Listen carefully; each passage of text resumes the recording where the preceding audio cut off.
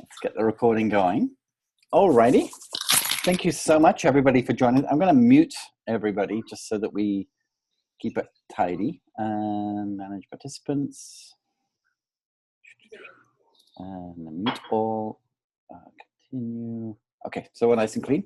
So if you have any questions, please just drop them in the chat box as we go along. And then after that, I will get back to them. So generally, we're week 3.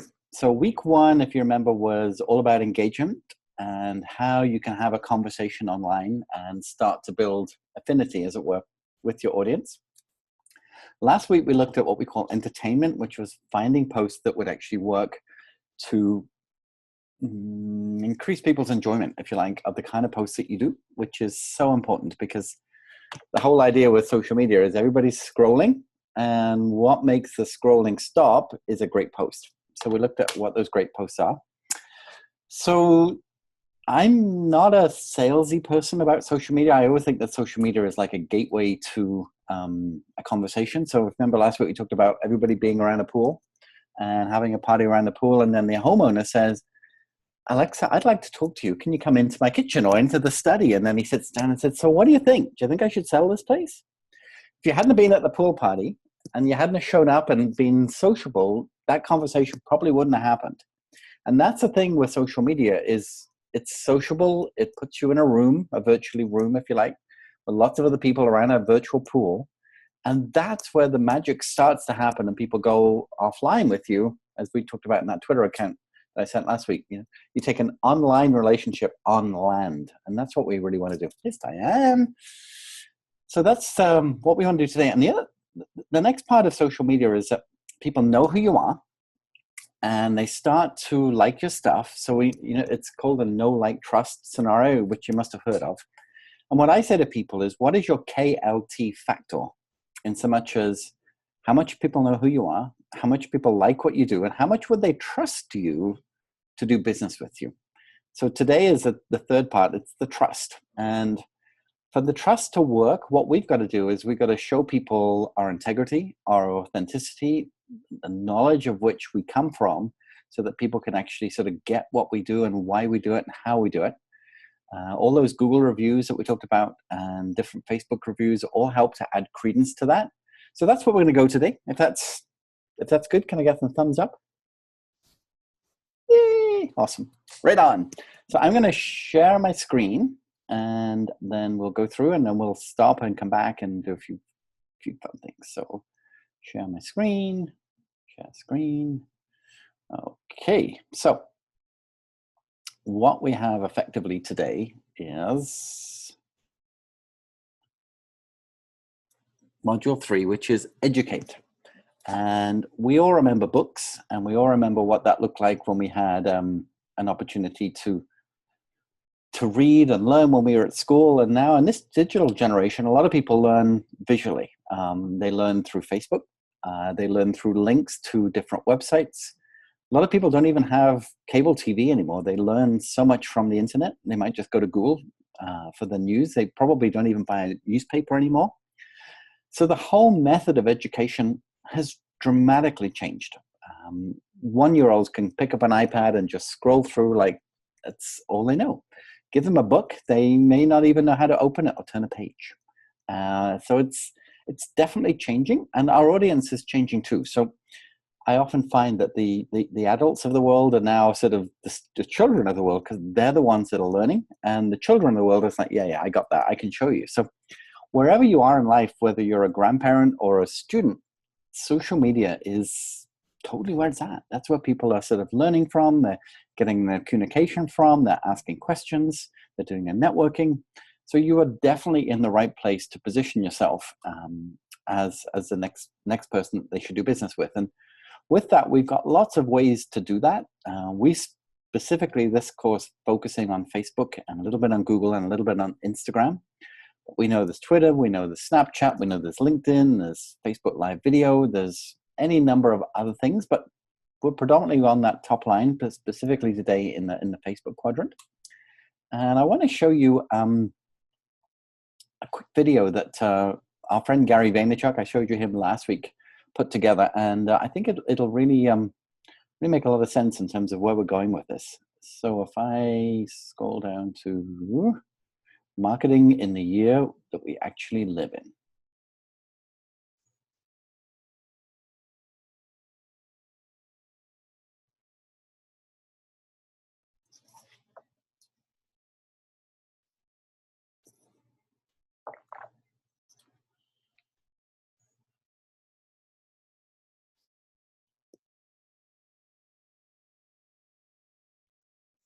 Is there sound, Jonathan?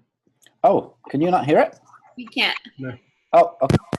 I got my earbuds in. Okay, I thank you for telling me that. Let me try again. This is classic. Can you hear that? Versus defense. Yes. What I'm really good at is marketing in the year that we actually live in. I said, jump down, baby, run down. You just run down lunges. You do lunges, lay my tongue down. What's found, baby? What's found? Let me see that. Bad kitty, lady, bad city. Let's agree that I'm doing the guts say. Light up my cigar, stick the car. This is about as basic economics as you really can get into. However, people don't understand it. There is a fundamental reason why big companies go out of business, because they don't market and execute in the world we live in. What they don't understand is the risk reward. The risk reward. Let me explain to you. While everybody sits around and says, well, I don't want to invest my time or money into Snapchat a year or two ago. I'm jumping in there and trying to figure it out. They wait while everybody else innovates and executes and takes their business. Blockbuster didn't have the data to tell them why to buy Netflix for $40 million 8 years ago.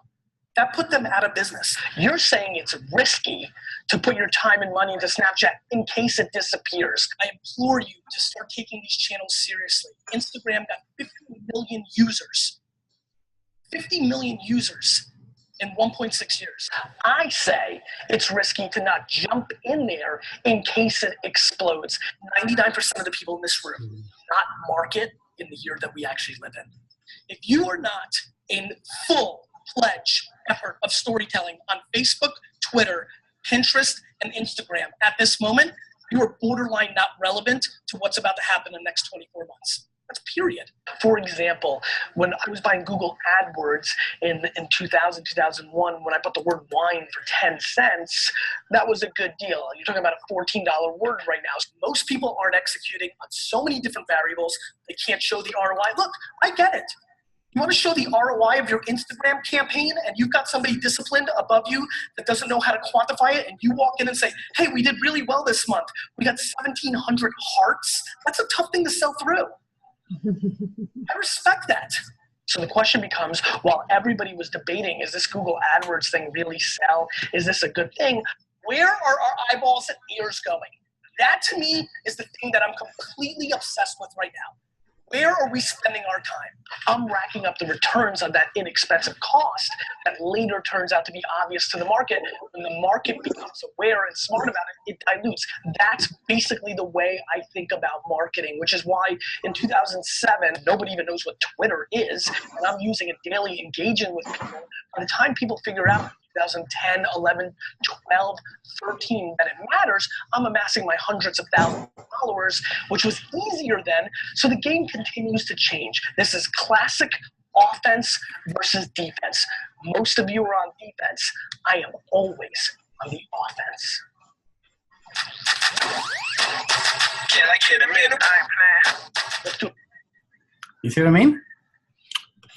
That is the world in which we now live. And I want to applaud you all for being able to show up and learn and stop the share for a second, see who's here. To show. Ogie, you're here. I'm impressed. I thought you were still in the room, man. No, I can't. Hang on. Say that again. I had to go do a strategy session. Oh, well, I'm very impressed by that. Good man. What? Okay. I just want to applaud you all for investing in platforms that probably feel very alien to you. And what I'm trying to do today is to really sort of help break that down, especially on Facebook, to how we can use it to really educate your audience as to just why they should be doing business with you. Let's go back to our PowerPoint and There we go. So when you look at this, what does it tell you? It tells you it's a coffee shop. It tells you you would get pretty much your favorite beverage, guaranteed. I don't know if everybody knows that at Starbucks, but if you get a drink and it's not exactly what you wanted, or it tastes a little different than the last time, they will guaranteed exchange it for free. So they've created a model so much so that when you look at their logo now, it doesn't even say the name of the business. It's just become like a Band-Aid or a Kleenex. You know, people now go for Starbucks rather than coffee because it becomes such a household name that people implicitly trust them to give them the right beverage. One of my kids works at Starbucks. She does the early morning shift. It's a drive-through.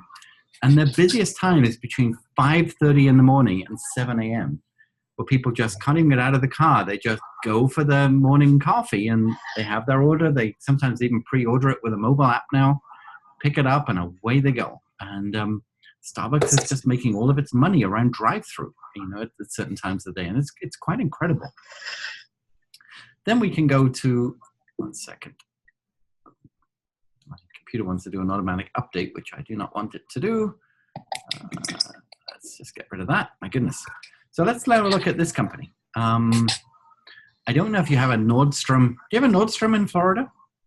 Mm-hmm. Yes. You do. Excellent. So this is a company that started in Seattle over 100 years ago. It was a shoe store, and they specialized in customer service. And wherever they've opened up, actually, I'm just going to stop for a second because I forgot to go back and unmute everybody. So let me just go manage this, and I'll manage the room once again. Mute all. There we go. Awesome. Makes it easier for me, and I'm sure for you guys too. So let's go back to our screen.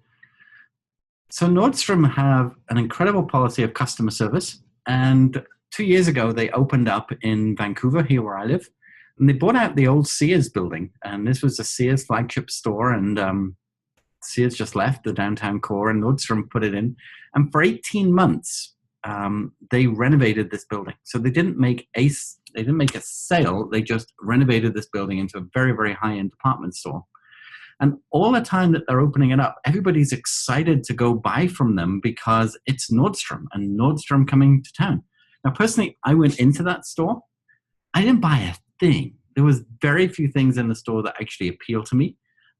Very few things that I would actually pay for because of their price ticket. But at the same time, I still appreciate their model of excellence in customer service and returns. I would shop at Nordstrom Rack, you know, and because I know they have good stuff. I just don't like to pay their retail prices. But at the same time, they've come up with a brand which is consistent across the country, and people go with it. So if you look at this brand, which I haven't got a logo on, and you start to look at the images, what does it say to you? Does it say leisure? Does it say lifestyle? Does it say peace of mind? Does it say happiness? Does it say family? Does it say all generations? And more. It's actually a company called London Life, or Freedom 55 is one of the branches it's called that we do some training for. And all of the images here speak about a lifestyle. So sure, everybody can sell life insurance. Everybody can buy disability insurance. Everybody can buy a pension plan. Some are better than others. But what Freedom 55 have done here is they've tried to picture, you know, what a lifestyle looks like through images. So you think Starbucks have just totally built themselves through a brand of reputation and quality. Nordstrom have done the same at a completely different scale. Now we're at the opposite end of the scale, and we used to have London Life guy come to our house when we were first married, and we used to, every other week, we used to put £10, British pounds, into a savings plan in a little book, and he would come to our door, we'd give him the money, he'd fill in the book, take the money, and walk around the neighborhood.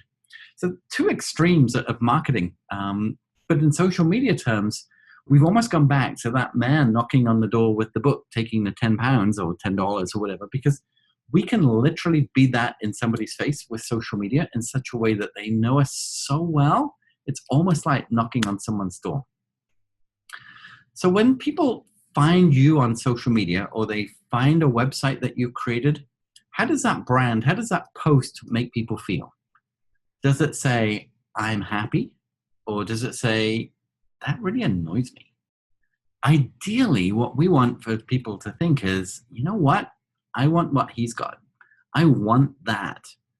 And that, to me, is secret of a great social media strategy. So when we position ourselves on our social media, we have to know this in our head. We have to know what is the most valuable thing that we bring to our clients. And for you guys, without question, it is your knowledge of the real estate industry and how to leverage and how to rent to own, or how to buy a deal that's worth investing in to flip, or as part of your rental portfolio. You are starting, and some of you at various different levels, and we've got the master of the house sort of right in the room next to us.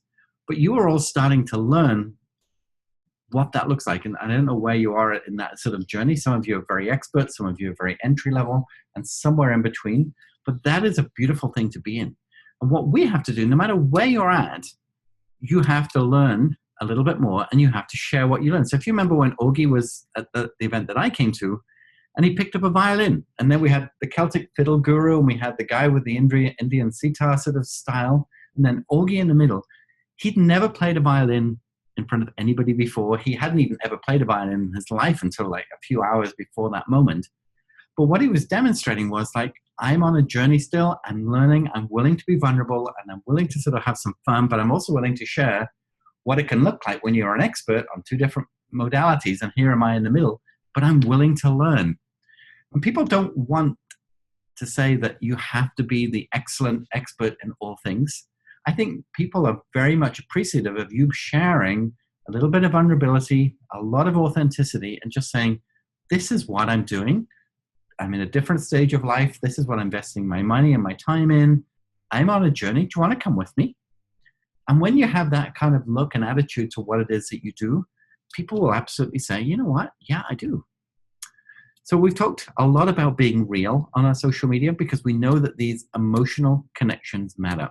And even just in the few weeks that I've seen you guys, I'm really starting to feel that I know you. I'm desperately wanting to come back to Florida. I just saw that the Avatar land open at Disney's Magic Kingdom. Next year they're going to have the Star Wars land. I mean, there's so many things that Florida just gets new that's cool, that makes people want to keep coming back. And you can do the same in your social media. You can always find something new on it. In the last week, I shared you some posts about that video of torrential rain and somebody just in their porch.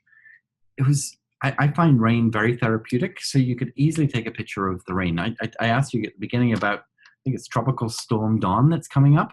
You could be talking about, do you think the storm's going to come our way? If it does, have you guys all got waters? Who has a generator? Who do you know? All these sort of things that you can have conversations about that are actually being very authentic, but at the same time positioning you as somebody who's a go-to person to know about stuff, whether it's the weather, whether it's being able to weather a storm, whether it's looking for a great place to rent. School's about to start again. What would that look like? I think I saw Lexi had you could be in here before school starts. It's all in context to what's going on, and it's positioning you as that authentic expert, and I love that. So we try and do that in lots of different ways. When people are sort of checking you out, you'll find that a lot of people will come to Google to try and find what they can about you, and we know that 80% of people will go and look for those reviews before making a major purchase. So if you're saying, you can rent this house from me, or I want to buy this house from you, if they don't know you, I would guarantee that they're going to try and do some kind of research as to what it is that you say you are and how can that be verified. So having a website, having that Google profile, having a great Facebook page, having good reviews is a critical step into sort of winning confidence before you can do the transaction. Because we know that as much as you can have billboards and flyers and all of that, the industry is telling us now that only 14% of people are trusting what we say about ourselves. But here we say 78% of people are trusting what other people say about you. So if I was moving into the Orlando area like Colin is about to by the sounds of it, and he needs to buy a place, and he didn't know a soul, but he knew Augie, and I knew Augie, and he messaged me and said, Jonathan, just hypothetical, I'm thinking about buying a place. You know Augie, I know Augie. What do you think? Do you think he would be a good guy to do business with? I would be writing back 100%. That guy is a real deal. You have no doubt in my mind that he will look after you.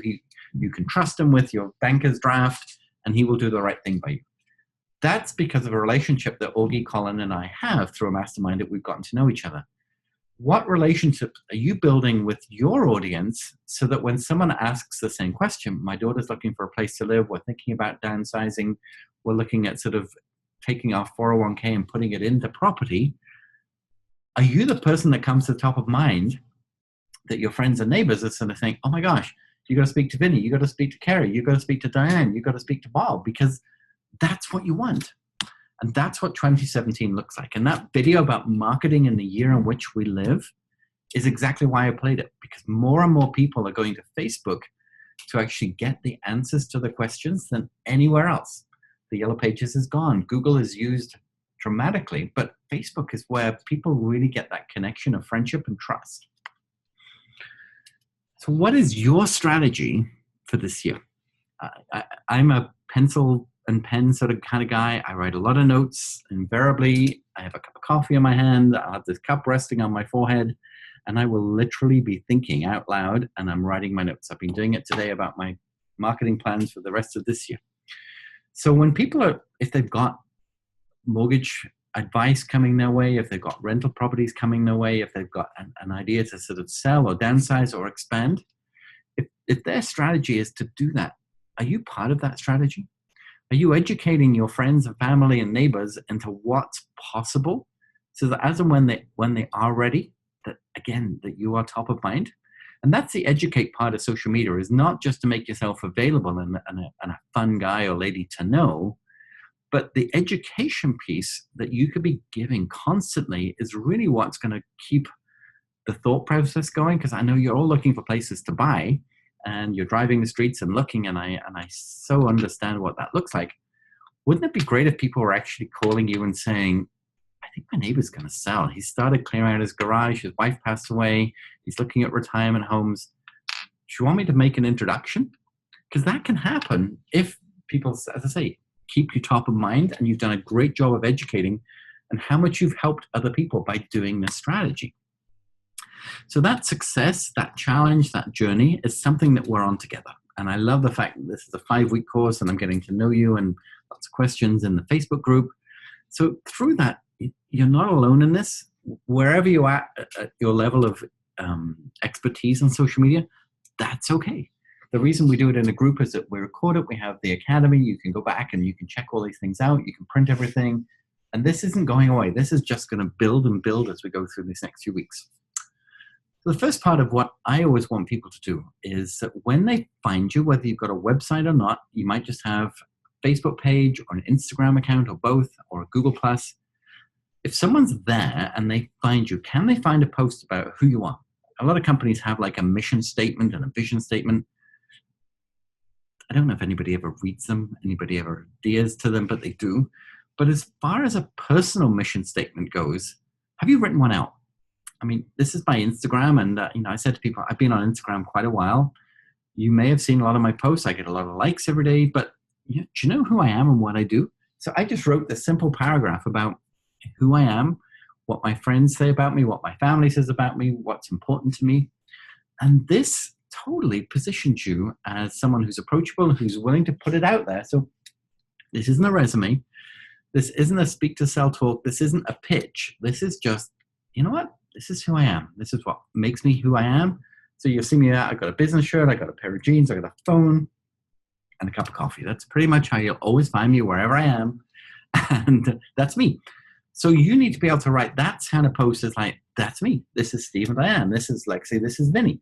Keep laughing about you two being sort of joined at the hip. But I'm starting to sort of get a feel for you guys about what gives you energy, what gives you passion.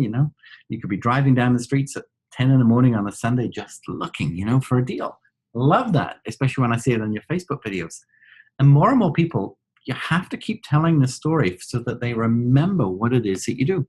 I'm at a mastermind right now with Augie over here in San Diego, and there's a bunch of people in the room, and I know their faces from social media. And if someone was to say to me, what is it that Donya does? I was like, I have no idea. I think she's some kind of coach to women, but I don't know. We need to be much better than that. We need to be, what is it that Augie does? Oh my goodness. Let me tell you what Augie does.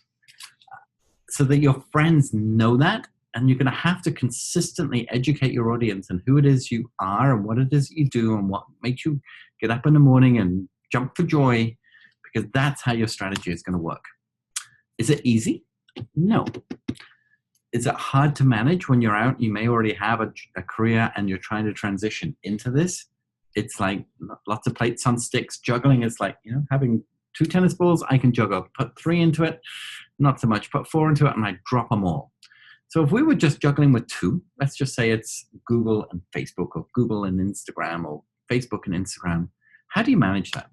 So I have a video here for my friends over at Hootsuite, and don't worry about how all the things carry on, but just have a watch about what's possible with a little bit of automation and how business could get done.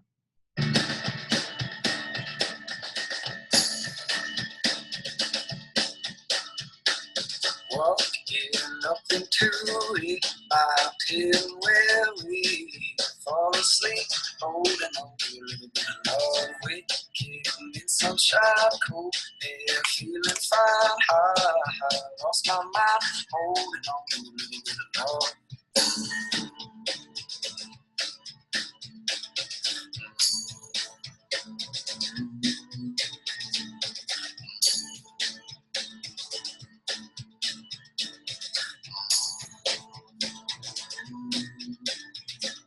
Life is to surprise your own inner rise, high, the same size, holding on to a little bit of love. Your smile's getting bigger, I'm still trying to figure how if I should keep holding on to a little bit of love.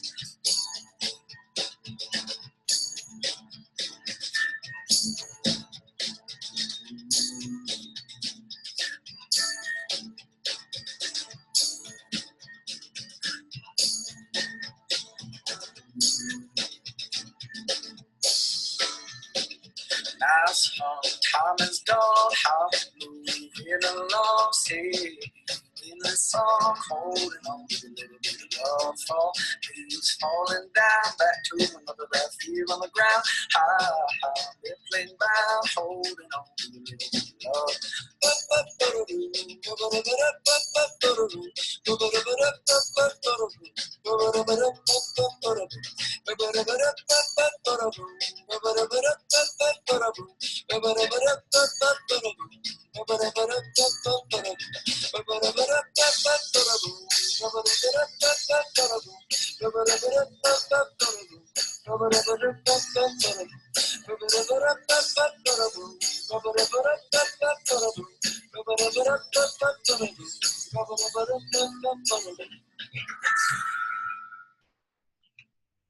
Doesn't that look like fun?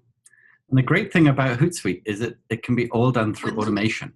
And what I find with the Hootsuite guys is that you can do geo searches. So I don't get too technical, but I will happily explain this to another session of Virtual Coffee or something.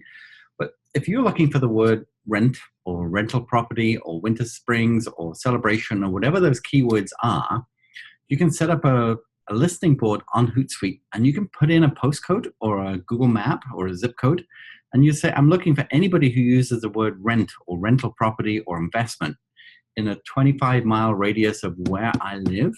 And all of those tweets or Instagram posts or whatever would actually come up in a column. So you could actually start having a conversation with people without actually even knowing them or what they're up to, simply through using keyword searches on a program like Hootsuite. So once we get past the sort of the engagement side and the social media comfort levels, and you get to the next level, there is a lot of stuff I could show you how to do that would really position you to have amazing listening ears through technology. And I think that would be a very, very cool thing for us to look at. What happened there? Let me go back. Oh, I'm playing my video again. 1 second.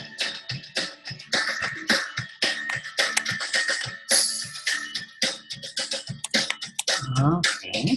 Walking up into it, out here where we fall asleep, holding on to a little bit of love, waking in sunshine. Oh, there we go.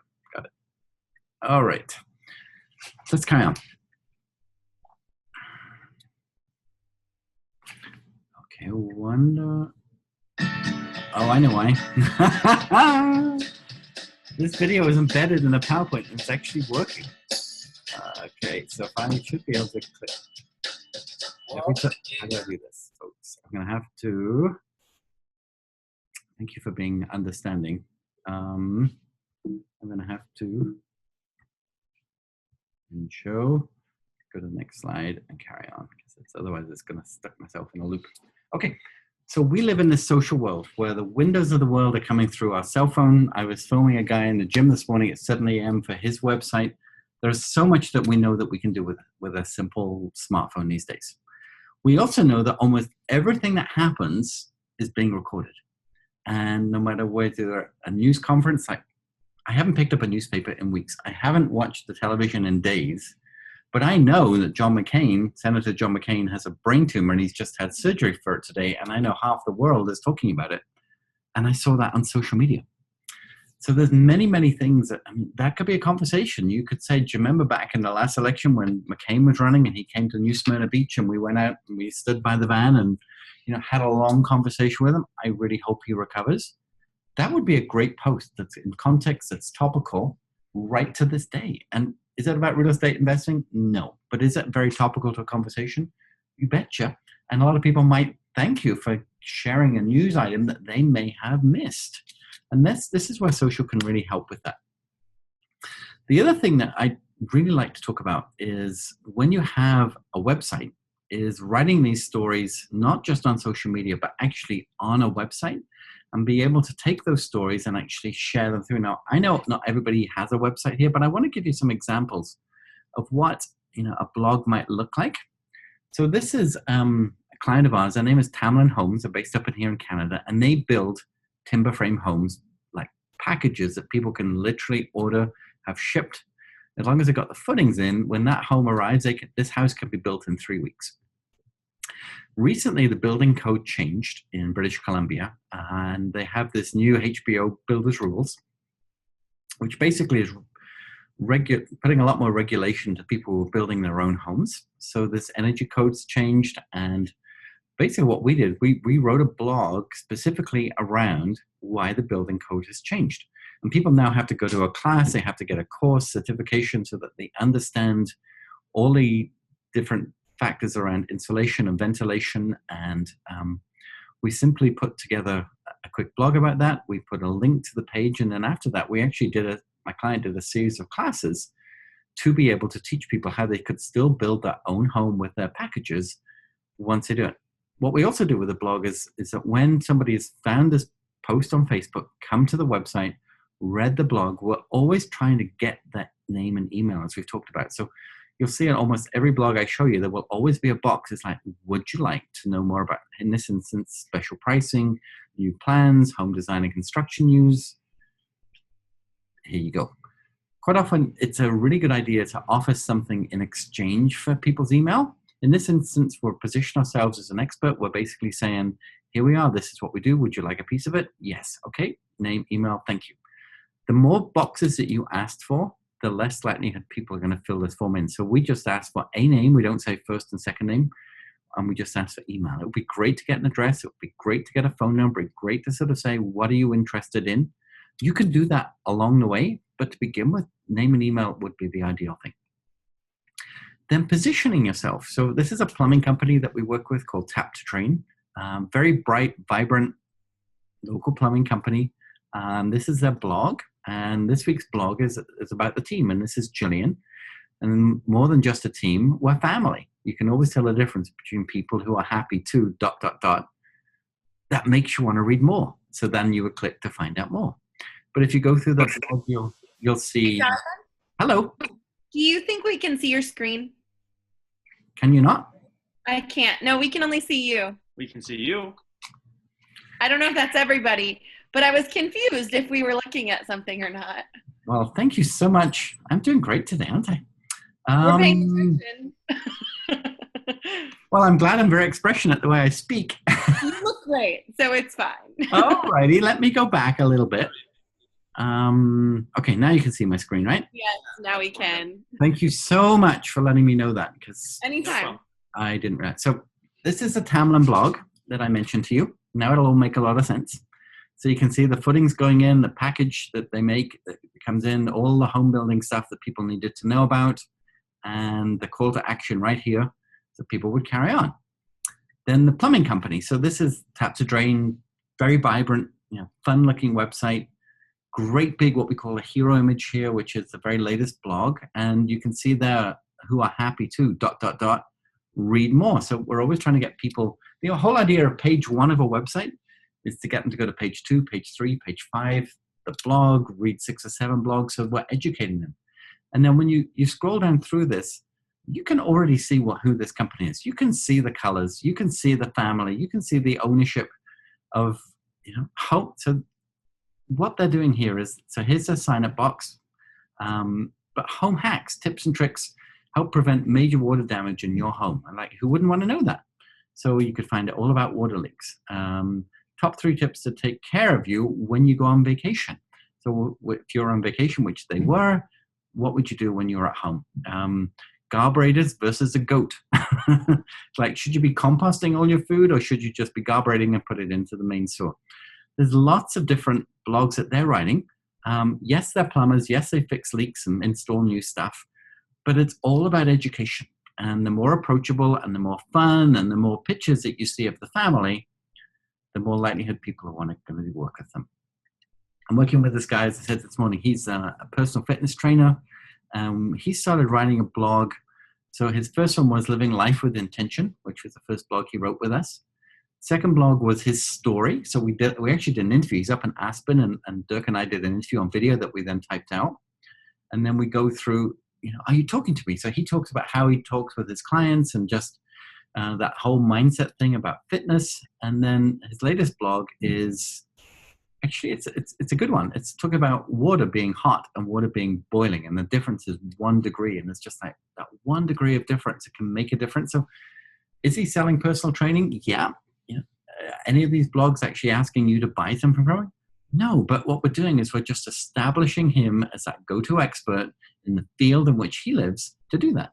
And I can show you the example. This is our friend Maria. She is a lady who was in this mastermind with me last. Well, that's good. My internet seems to have dropped. That's awesome. Okay, so I won't go back on that, but I don't know. I'm going to get her page back now at all. Not to worry. You all know this guy. I went to his website. I went to the blog, and I'm finding all these articles about what. Let's see. Hopefully my internet is working again. Yes, it is. So now I'm looking at blogs here like fast nickel or a slow dime. What does that mean? I'd be curious to read that just because of that. What's the investor opportunity forecast for this year? I'd be super interested in reading that. How to profit at lightning speed. Again, these are all images that catch your eye. They're topics that they would think, oh, I want to know about that. And that's the beauty of having a website with a blog. And I know not all of you have got one, but I would certainly suggest that that's something that should be part of your 2017 strategy. I had a blog written about me.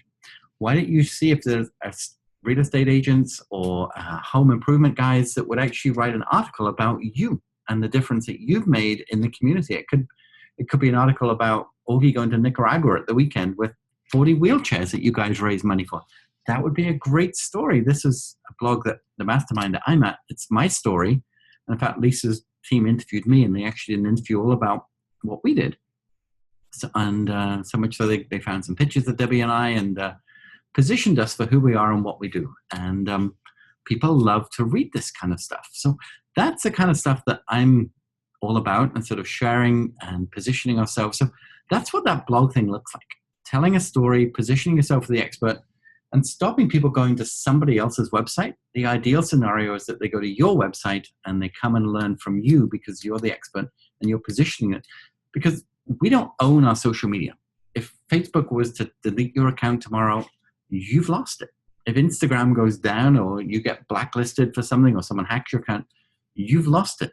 You will never lose your website. You will never lose your blog unless you don't pay for hosting or domain renewal, which is very unlikely. So just remember that social media is great, but you don't own it. The website you do. So when you're positioning yourself as that leading authority and we're writing these blogs, You want to be able to do it in such a way that you tell a great story. And I'll share this story for you. Many of you don't know it. Most summers, I get to go speak at a kids camp, and it's probably one of the greatest things that I do. And a lot of people grab pictures, and I love this picture. It's like me in my element up in a mountainous region, sort of with 130 kids that I got to speak at for a week. That week was 2012. This Friday day that I was driving back, I was looking up at the clouds as I was driving because I'd been into town. And you can see from my Instagram that all I said was, uh-oh, because you could feel the air change. You could see everything sort of was looking pretty ominous up in the sky, as you guys know when a storm comes through. Within 5 minutes, this incredible windstorm created a backwash that went straight up the valley. And when I got back to the camp, this is what it looked like. Literally within 10 minutes, over 330 trees either snapped or were uprooted. And everywhere you looked was absolute devastation. It had been a beautiful sunny afternoon. 10 minutes after the storm came through, this is what we're looking at. And this was actually my cabin. And I wasn't in it, obviously, because I was driving back. But when I got there and I went to look at my cabin, had I been in it during the middle of the storm, I have no idea what I would have done. I may have stayed in my cabin thinking it would have been the safest place. Had I have stayed in my cabin, I probably wouldn't have been delivering this webinar today, because literally it cut my cabin in two. I went back a few months later and I actually stood on the tree trunk of the tree that cut my cabin in half. And I realized that I was born for a different, higher purpose. And a lot of my social media campaigns were driven around this story, because I was given literally, I feel, a new lease on life. And this Facebook campaign that I did for this camp to raise money to rebuild it, the day of the storm, we had 2 likes on Facebook. Literally, we had opened the account on the Wednesday. The 2 likes were me and the program director. By the end of the weekend, we had over 700 people engaged on that page. And we were able to raise over the next year over $1 million to rebuild the camp and get it open again for the following summer. So I'm giving you this example of, like, the page didn't exist. There was 2 people. Within 3 days, there was 700 people, because we had a story to tell. It was a devastating story, but it was a story. And a lot of people wanted to give because of what happened. And what I loved about your event was you were raising money to do live theater and classes. You've raised money to do wheelchairs to Nicaragua and all these different campaigns. What that shows is not only are you in business to make money, you're also in business to give back to community. And sharing that as part of your engagement strategy totally shows people your values and what you're up about. And you're bridging that connection between everybody else who's trying to do what you're doing and the people that will pick you above them because they know you, they like you, and they trust you. So with Facebook, we have a number of things that we can do with it. We can build community. We can engage with our fans, if you like, on the likes. We can share video. We can build credibility. And we can eventually get these people to become brand advocates so that they are the ones that are actually saying, you know what? Go speak to my friend Carrie, or go speak to Diane, because they're up to something and it sounds like it's really cool. So we talked a little bit about Facebook and creating those pages last week. You know, if you have a friendship page or a like page, is really the way to know whether it's personal or business. What I always encourage people to do, you have to have both if you're in business, and start the post on your business page and bring it over to your personal page and then share it. And that's probably the best way to get balance, because you'll get a lot more engagement personally than you will on your business page, but you have to have both. And then make your business page your employer. If you remember, we talked about that. So this is my friend Madeline. If you look at her personal page, you say she's the owner at, or the agent at, or the founder of McRae. You just hover over that and her business page is already popping up. And that's what you want. You want people to find you and be able to find your business page super fast. A lot of businesses, if you have a bricks and mortar office, can get verified like on Facebook as you can with Google. And that's what that little gray check mark is for. And then we use that Facebook page to post, to tell a story. Now, just because we post doesn't mean to say people are going to see it. Because Facebook has this thing called EdgeRank, which is its algorithm as to whether or not people are going to see what you write. So the first part of it is what they call affinity, in so much as how often are you on Facebook, and when you are you talking to other people? And Facebook knows that. So if you're a chatty catty and you're always on Facebook, that's a good thing. Then Facebook's looking at saying, okay, what kind of content do these people share? So are you sharing pictures of kittens all day long or pictures of homes, or do you take a topical news story like Senator John McCain, or do you find an article about interest rates, or do you find an article about an investment portfolio and what to do, what's the best use of your 401k, and all these things that come into that? Facebook understands that you're an educator. Then what you have to do is you have to decide, like, when are people online? And when they're online, what would that look like to be able to get engagement? And I have a couple of examples of that with Facebook. So if you look at this page of mine, I shared an article with you guys earlier in the week about this little video about how people read books. We started with talking about books. Do you use a bookmark or you fold the page? And it says there are two kinds of people who use bookmarks and monsters. And it was kind of fun. And I ran this is so July 15th, so 5 days ago now. This post on my page has reached 4,600 people. Over 1,900 people have watched that video. And I've gauged over 100 reactions from this or through the shares. This cost me no money at all. Facebook's actually saying, if you want to spend $20, we could get you up to another 7,900 people. I'm quite happy with my 4,600. So when you find a post like that, is it about real estate? No. But is it about the type of person, who reads books, who's wanting to educate themselves, who uses a bookmark or folds a corner over or a highlighter or a sticky note? Yes. And they're more educated people, and they're probably the more kind of people that you want to deal with. So finding these posts that do this really makes a difference. I love this post. When I go to Alexa's page here, you can see that she's got this going. So I already can find a business page because that's where she works. But then I start to look down at her feed and look at this: coming soon, move in before school starts. Fabulous post. I've got to give you guys a high five for that because it's great. And then this is her personal page. I'm scrolling down. I'm just narrowing her out. But oh my goodness, there she is, smiling away. And she's at some kind of conference, I'm guessing, because there's a premier real estate banner behind her. So, okay, so I get what she's doing. Carry on down. She's talking about being a pride aunt. She's sharing something about her family. And it's like, whoa, that's kind of cool. And as you just go down, I'm on a journey with this chick. Suddenly she's in a classroom. There's Mr. Augie at the front teaching. There's her in her vehicle sort of bringing a young cousin or somebody with her to learn about real estate. Her name's on her shirt, for goodness sake. Can you see how just in the space of just a few scrolls, I'm getting a complete story, and I'm using her as my poster child for what's possible with Facebook. So you find great articles on your business page that create engagement, and then you share them over to your personal page. And this is really where the business gets done.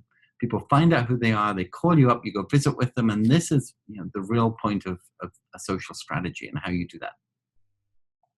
So based on that, we now know how to get found. We now know what to say and how to say it and when to say it. There's several kind of posts that you can do, and you'll recognize all of these. That top post there is a simple picture and text at the top. The second post is some text and a video from YouTube. And the third is some text and a video that's been directly loaded onto Facebook, all of which work. Do you know which one works best? And you're probably all muted, so you're probably speaking and I can't hear you. But it's the third one. It's the video that auto plays on Facebook with text, because that's capturing people's eyes and ears straight away, and they're interested in finding out more. So we have a post. If you have a property right now on your business page, you can pin it to the top and it will stay there for as long as you choose it to be. Because if you've got something that you want people to find as soon as they arrive on your page, pin it to the top. It's that little gray box. It's a drop down. It says pin to top or unpin. It's certainly a great way of keeping and featuring your post. Then how do you measure this stuff? How do you manage what it is that I'm talking about? So in Facebook on your business page, you have a button at the top called Insights. And what that will do on any given day, Facebook will tell you who's your biggest audience. Are they looking at you on a mobile device or a desktop? How has the growth of your page been in the last week? How many people clicked on a link to go to your website? How many people watched your video? And then if you look at further down on the Insights and you look at the posts, it will actually show you how many people you're reaching on a day-to-day basis. And this is a page of that we manage. The dark orange is when we've done paid ads. The pale orange is organic. I'm always trying to get as much organic as I can because I don't want to pay for it. But when I've got a post that I really think is worth shooting for, I'll put a little bit of money into it, as we talked about last week, and it can work really well. Facebook also gives more kudos now to people who use reactions. You know, when you've got the like button, but if you hold your finger on it, it then goes to a heart and a smiley face and a shocked face and a sad face and an angry face. The more you use reactions, the more people will actually see your post because you've taken that extra step to create a reaction to go with a post. Those reactions actually manifest into better visibility. So encourage your people to not just like a post, but to react to it. And if they can comment on it or share on it, the more likelihood that people are going to see your posts.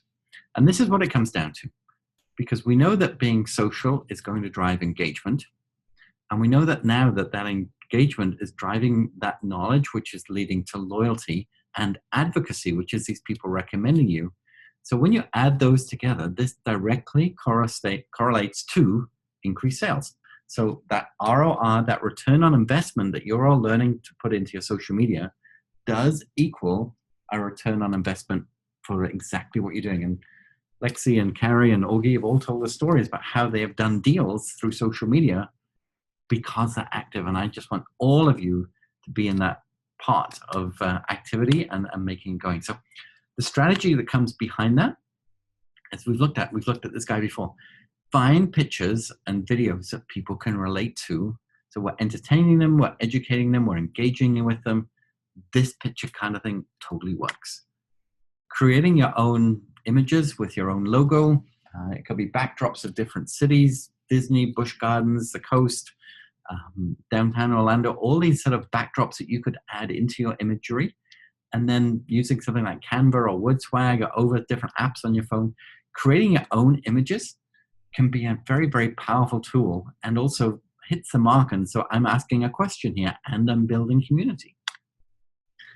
The other thing too is if you were to have a website, and I've just done this with this lady, she's in Colorado.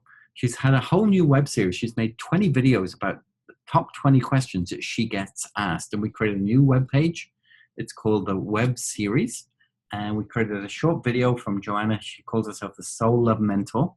And we now say that the video is live. So you arrive on the homepage, we get straight to a video. And then each week, she has a topic. So last week it was the 6 mistakes that men make that turn women off. I think a lot of men need to know this, and I'm sure a lot of women were very curious to read this. So we posted that video onto her website, in her blog, on YouTube, but we also uploaded it directly into Facebook. And in this instance, we chose to spend quite a lot of money to get this out. So at this point, I said to Facebook I wanted to spend $98. I didn't. I only spent $29. But Facebook thought they might get $100 out of me. So I got a lot of reach, even though I paused it. She was struggling to get any reach at all because she hadn't used her social media in a long time. So I managed to reach 2,200 people. I got 1,246 people engaged, either liking it, sharing it, watching it. And I spent $30. It's not a big investment because her program, if people were to buy it, is $6,500. And she already got 2 leads out of this video alone, which turned into strategy sessions. I'm not sure if she's closed or not. So you may want to find great videos that you make yourself or that you share, and you may want to put some money into them, but when you do, it can make a big difference. These are the stats that, from that video. You can see how many we reached, how much we spent, how many likes we got, how many shares we got, and how many people clicked on the post, because the post then goes to the website, which is the blog, which gives all of the details. And at the end of the blog, we try and get that email up, give them an opportunity to sign up for a strategy session. Another client that we work with quite recently, they are a home construction company, and they make great decks, and nobody knew they made decks. So for Canada Day, we created a gift, which was the Ultimate Canada Deck 1/5, because we had our 150th anniversary. So we ran this. We got over 160 people into the contest. It got us 109 new emails for a list that they'd never had before. And for a $300 prize, we used social media to tell people they build decks. We had a lot of fun giving away some prizes, and we started to build a brand new email list for when people do need a home renovation. I hope that you've all, I don't think you all have, but I've been seeing this come through with the Inner Circle. You all, during this course, get free access to my Inner Circle. I have a vault of about 18 different webinars over and above what we're covering, and it's totally free for you guys to join Inner Circle. Well, it's a private Facebook group, so I have to add you one by one. I can't drop you guys into it, but if you haven't joined Inner Circle yet, please do. August 1st is our next Inner Circle, and I have one of the world's leading experts on LinkedIn showing us how he uses LinkedIn to network with no money, and just like you guys do with real estate. So join us August 1st, but you're only going to get that if you're in Inner Circle. So please do join that. And then what we also do with that Inner Circle is every Thursday, I put people in that hot seat. So we could bring up the Facebook page, we could bring up the blog or the Google account and sort of really help people sort of through that. So I'm just going to come out of here now, and that's pretty much the end of the show. I'm going to stop screen sharing so I can see all your beautiful faces. There you all are. Hello. And that's the third part of the story. And so we've engaged with people, we've entertained people, and now we're in the education page. Now we're getting to that point of know, like, trust. And at this point that the strategy is really starting to make a difference, I hope, for you. And then next week is empowering, which is now giving people enough knowledge to want to be able to do something different working alongside you. And then the last week is what we call excite, which is where business finally gets done. So we're about 2/3 of the way through the journey. And I wonder if anybody's got any questions on what we talked about so far. I'll unmute you all. Manage participants, unmute all. There we go. Anybody got any questions?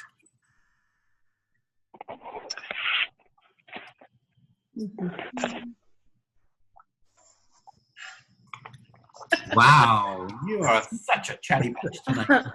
Okay, I'll go. Speechless.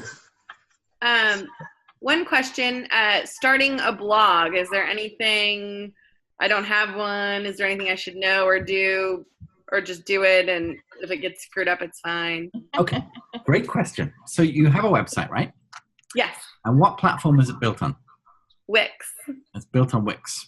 Yeah. Do Wix have blogs? I don't know. Yeah. Oh, yeah. I think they have everything. Okay, perfect. I don't build sites on Wix. I know it's a really cost-effective way of doing it. So the three things that you need to remember about a blog. The ideal thing with a blog is you want to write a title that someone's interested in reading. So you might want to go to Amazon and put in a title about real estate investing. And on Amazon.com, it will show you all the books that people have written on real estate and look for some catchy titles. I find that's the greatest way to do that. Then you go to that title, copy and paste it, come back to Google, and put that title into the search box and see what other people have written about that title. So at this point, we're still getting into our heads what a blog might look like around that topic. And then we write our own. And to be a good girl for Google, it needs to be between 350 and 700 words. It needs to have an image that Google can relate to. And it needs to have a lot of keywords in it that relate to the topic of what you say you're going to write. And that's... We have a course called Core Content, which has been 12 weeks on writing blogs. And I'm happy to share one of the units with you guys to sort of give you an idea of what writing a blog would look like. I'll do that.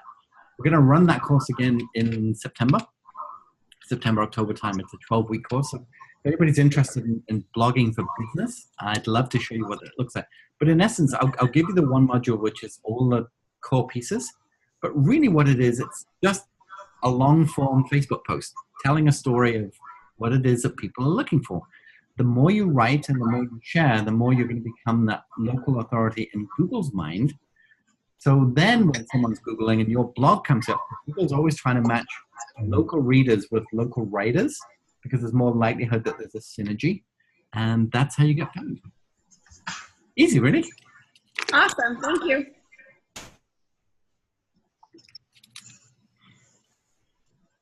Does it, like Desiree, you could be writing a blog on patches and health and how literally, I mean, you're wearing them right now.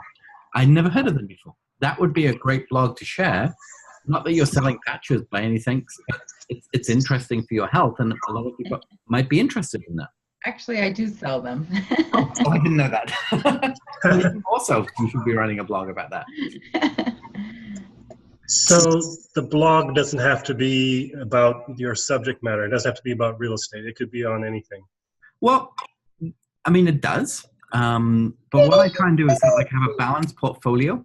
So some of my blogs are about mindset. Some are about business growth. Some are about strategies that have worked for some of our clients. Some are about strategies that we tried that didn't work.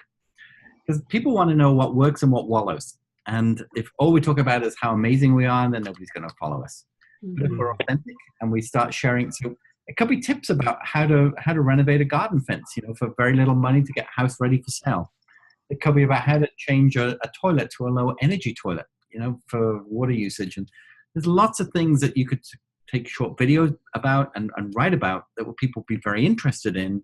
It's just that hook enough to get them to a website and find out more about you.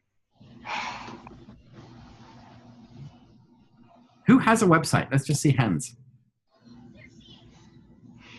Actually, quite a few of you. That's awesome. And how many of you have actually written a blog? Well, for Augie, but not for myself. Okay. Well, that's good. I mean, the whole idea of what I was trying to do today. Yes, blogging is also a good way to get found. It's a brilliant way to get found. I just want to give you an idea today of what you could use that blog for. And I'll drop you a module into the Facebook group, which will give you a lot more detail. And that'll help you out too. Oh yeah, I think you need to write some more blogs, my friend. I just have to get them published. We got plenty of content written. I'm sure. Yeah, because you're delivering it all the time. That can be repurposed onto the blog. Yeah, that's what you want to do. Yeah. So, if you're not a writer, but you're a talker, awesome. I speak most of my blogs into my phone, and I have an app called Rev, R-E-V, and then I just send that audio file to this company. I may have told you about this already. Yeah, we use Rev. $1 a minute for transcription. So a 3-minute conversation on my phone is a $3 investment. Within an hour, normally, I have that back, and that's normally my 500 words already typed into a Word document. I just purpose it with a photograph and some header titles, and my blog's done.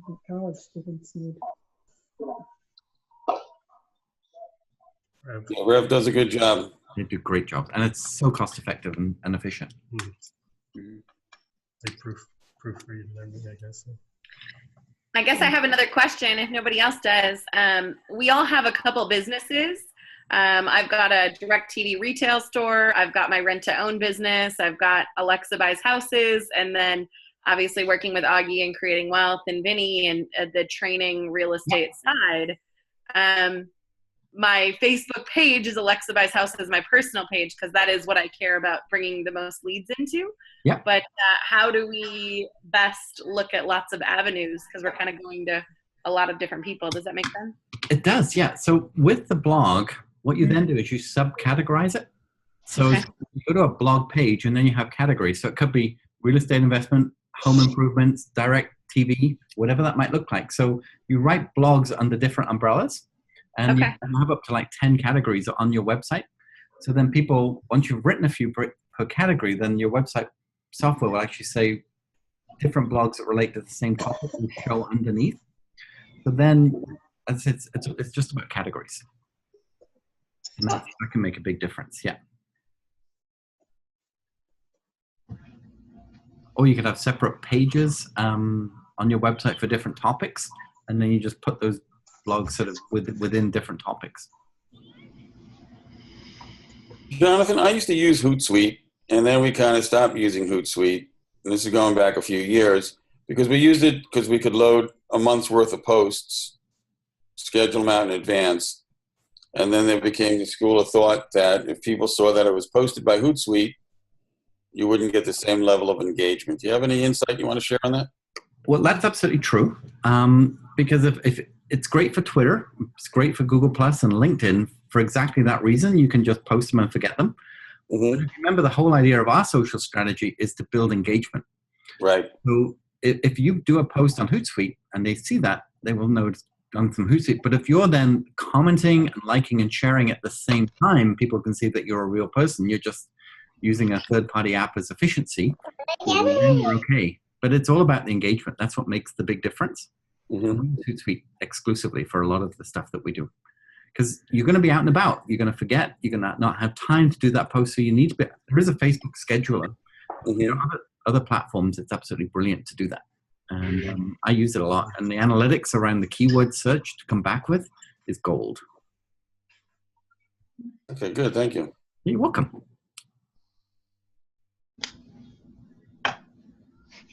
Any more for any more?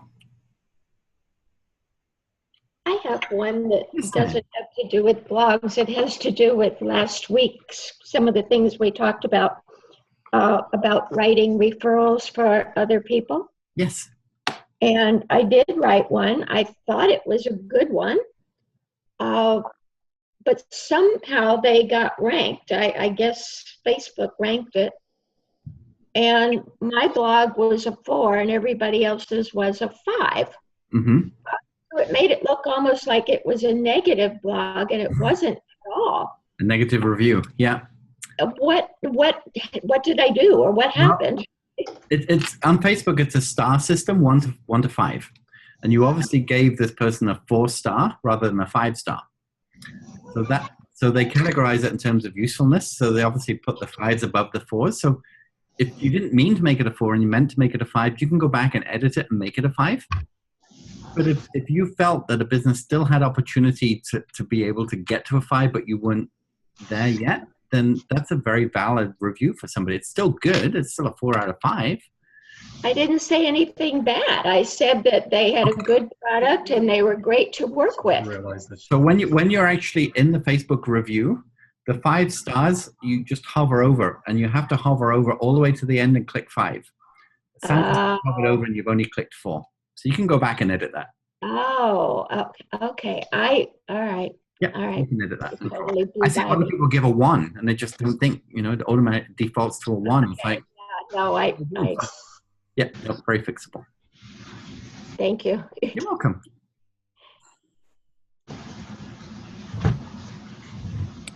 Okay, how are we doing for time? Well, it's 5:10 or 8:10 for you guys. Thank you so much. Thank you. Thank you, Jonathan. Bye, everybody. The other side. Take care, gang. Bye-bye. I'll post the blogging article in the group. I'll try and get it up to you later tonight once I've got this video rendered, and have a read of that. And if you're interested in learning more, happy to elaborate on that too. Okay, thanks again. Thanks. Thank you. Bye, Jonathan. Bye, all.